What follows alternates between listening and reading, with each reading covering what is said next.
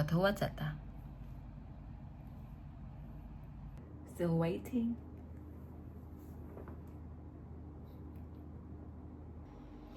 Headed by Director Rinaldo P. Alcone. We also have headed by Director Sharon P. Law. From Region 6, headed by Director Romel P. Balisa. We also have from Region 8, headed by Director Armon M. Mendez. We have from Region 10, headed by Director Julie L. Sabalsa.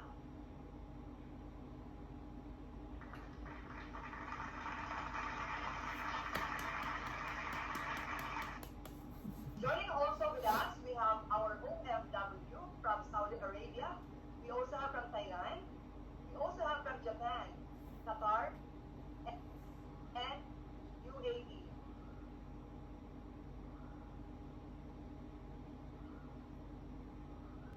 My name is Ethel Villagonzalo. It's my pleasure to be your host in this beautiful morning here in Cebu City. Maayong buntag kanilang tanan. We would like to welcome you all in this virtual event. We appreciate your time. And I know you're all excited to take your oath, but before that, allow me to acknowledge our distinguished guests. We have the Vice Chairperson of the Professional Regulatory Board for Professional Teachers, Honorable Paz Alucido.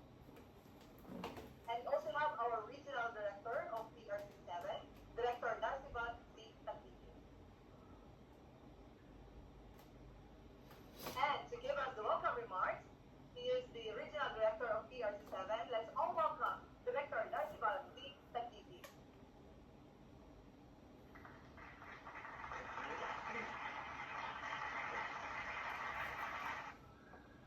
Thank you, Ms. Ethel. Honorable Paz I. Lucido, Vice Chairperson of the Professional Regulatory Board for Professional Teachers.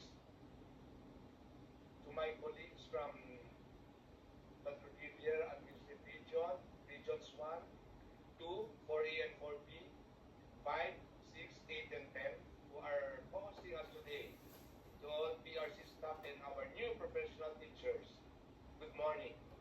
Welcome to this momentous occasion of the online oath-taking ceremony. Today, we gather virtually to celebrate a significant milestone in your journey towards shaping the future through education. As you take this oath and commit yourself to the noble profession of teaching, remember the immense impact you have on the lives of your students and the communities in which you serve. Your dedication, passion, and unwavering commitment to excellence will light the way for generations to come. In a world where knowledge is power, you hold the key to unlocking endless possibilities for your students. Your influence extends far beyond the confines of the classroom, shaping minds, instilling values, and inspiring greatness in others.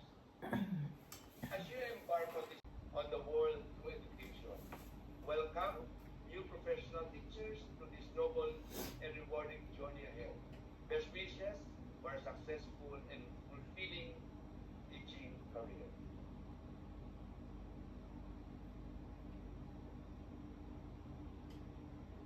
At this point,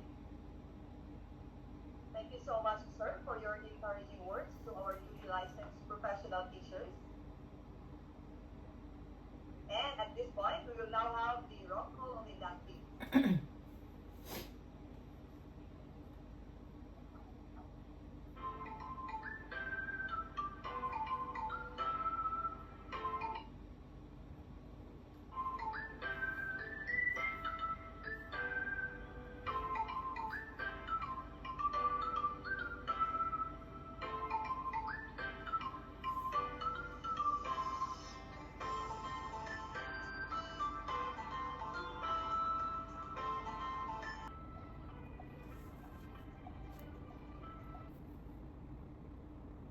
To proceed, our inducting officer, Dr. Paz I. Lucido, established her distinguished contribution in the field of education as a licensed professional teacher. Her exemplary service in her profession was demonstrated by her becoming a part of government agencies involved in teacher education. She served as chairman of the technical panel for teacher education in the Commission on Higher Education and representative of Teacher Education Institution of Luzon. Department of Education Teacher Education Council. As a member of these two agencies, the National Competency-Based Teacher Standards, or NCTPS, the forerunner of the Philippine Professional Standards, PPST, was finalized and used by the pre-service teacher and in-service teacher as their professional guide.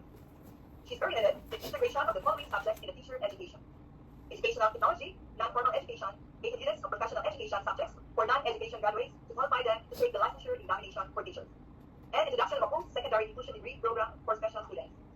For this, she earned various awards and recognition from the City of Manila, Department of Social Welfare, as one of the best non-formal projects engaged in the tutoring of street children, including their families, Total Achievement Award in the field of educational technology, and education from her alma mater, the University of Santo Tomas.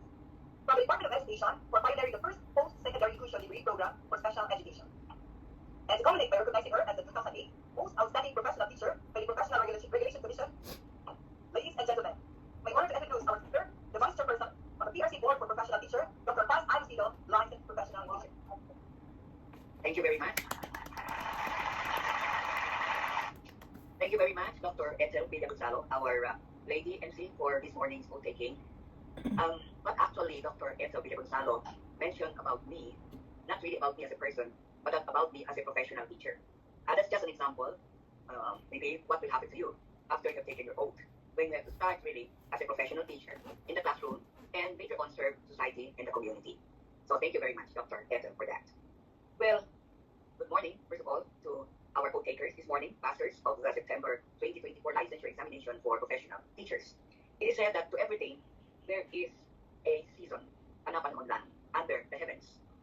By the time when you were born, the time when you matured, the time when you decided to become teachers. And now that you have passed the board examination, very close now to getting the title of a professional teacher.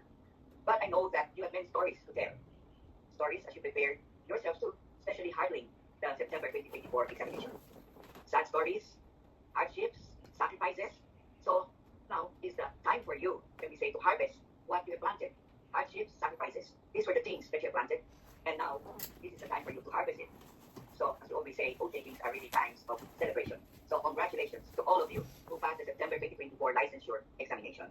But we know that you will not be able to reach this without acknowledging the support of different persons and agencies. They were the ones who guided you to be a part. Maybe I have to justify maybe why is it that you have to celebrate more, aside from the fact that you passed this board exam. There is reason for you to celebrate because you know that last September, there were more than 120,000 examinees who took exams in 40 PRC testing centers, including Bangkok and all the other mentioned places in the Middle East, 121,000, and 68,000 plus passed the exam. So you are one of the 68,000 plus who made it in the last September 2024. So that's the reason why you really have to celebrate. But of course, let us not forget the people who really help you to reach this moment of celebration. First of all, let's acknowledge the help of the government agency mandated by law to regulate not only our professions, but 46 professions. When we say regulated, it means that not all can really practice the profession or the degrees that they have finished in the undergraduate. They have to pass, an examination, this board examination. And once you pass the board examination, you are really a part now of the profession. Now, where you belong, in our case, we belong to the teaching profession. So, first of all, PRC. So, the leader is Professional Regulations Commission. There is a commission headed by Attorney Charito Zamora with our member, Attorney Emmy Enag. And this commission is supported, assisted by the Board of Professional Teachers, because we are the ones who really takes care of the examination, and at the same time, when you get into the profession, your practice of the profession. Now, assisting us are the different PRC regions. Like, for example, today, we have Cebu, Region PRC 7. Thank you, our good RD, Narcy Kiki, for preparing this online vote taking. Of course, assisting him are all the other PRC regions. But, by the way, later on, when you need something really as with regard to your profession, you have to approach the different PRC regions in your respective places. And as they say, servisyo, lingkod ng bayan, yun ang PRC. No? And you are now a part of that agency. No? So, aside from PRC, you have also to thank the,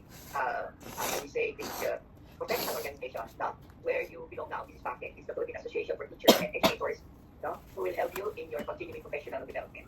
And of course, your pre-service preparations, you have to thank your respective institutions, your teams, the faculty, the school heads of your institutions, and of course, your parents, your relatives, your friends who inspired you and supported you during your trivial times when you had to prepare for this examination.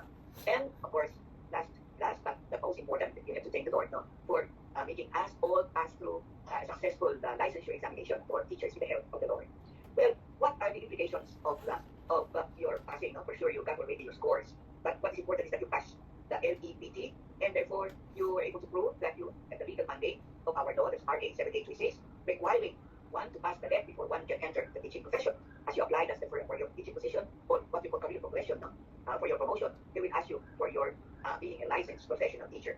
Well, what does it say? You have already the knowledge, the skill, the compassion, the dedication. That is really a requirement to be able to engage in the teaching profession. Well, congratulations, because the passing percentage for the September 2024 test is quite encouraging, because out of the 100 who took the exam, at least 45 in the elementary made it, and 58 in the secondary, making it together with the non-education graduates who took 80 units of professional education. Well, the feedback we got from our face-to-face oath taking was that the examination was not that easy, it was difficult. So you passed an examination that tested some easy questions, moderate questions, and very difficult questions. I mean, these questions that will require you higher motor thinking skills, which is very important, because later on, as you practice your profession, teaching profession inside the classroom, this is the one skill that you will have to practice. Higher order thinking skills, making decisions, what lessons to prepare, what objectives, what materials, how to practice classroom management, what type of discipline you have to use, as you have varied differences among your learners. So that is it, no? That's the meaning of your passing the test. Now, you are also guaranteed now of what we call a career path. As you enter the teaching profession, you are going to be a teacher, but you are expected now to improve to progress in your career. From teacher 1, I think you've seen that in the Facebook. They started putting there how much is the salary of a grade 1 teacher, until you reach 1, 2, 3, 4, a master teacher.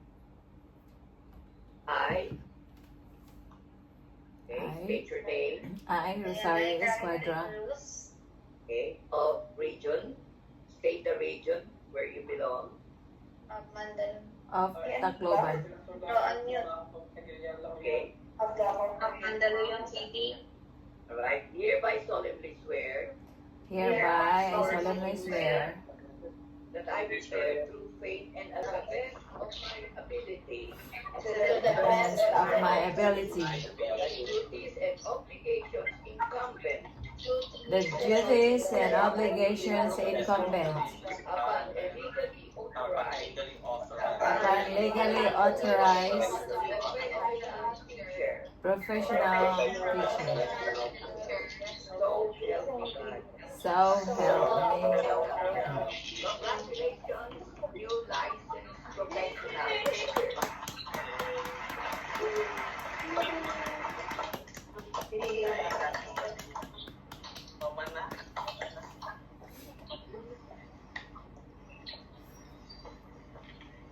Thank you so much, Ma'am Lucido, for imparting knowledge to them.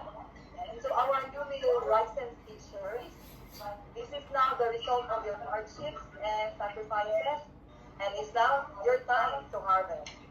Kindly take good care of your life. Again, congratulations to all of you. Thank you. Just a reminder, thank you so much, Ma'am Lucido, for imparting your knowledge to them. To our newly licensed professional teachers, this is the result of your hardships and sacrifices. This is now your time to harvest. Please take good care of your license. Again, congratulations to all of you.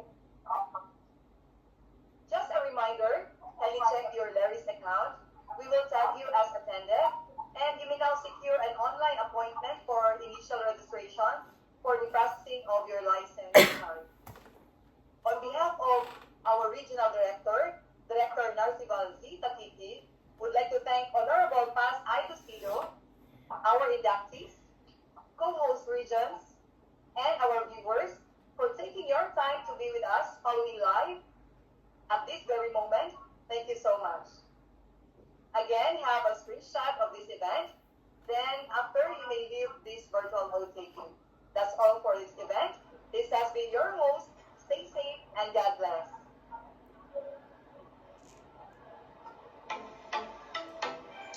Thank you so much. Thank you. Thank you. Congratulations, mentors. Congrats, mga kababayan.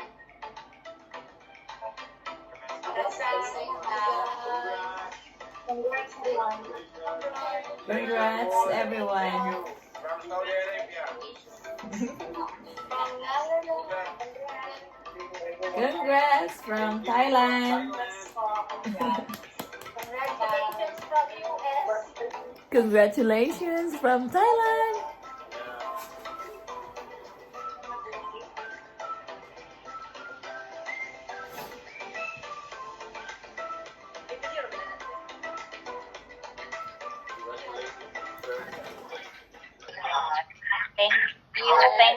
Hello, congratulations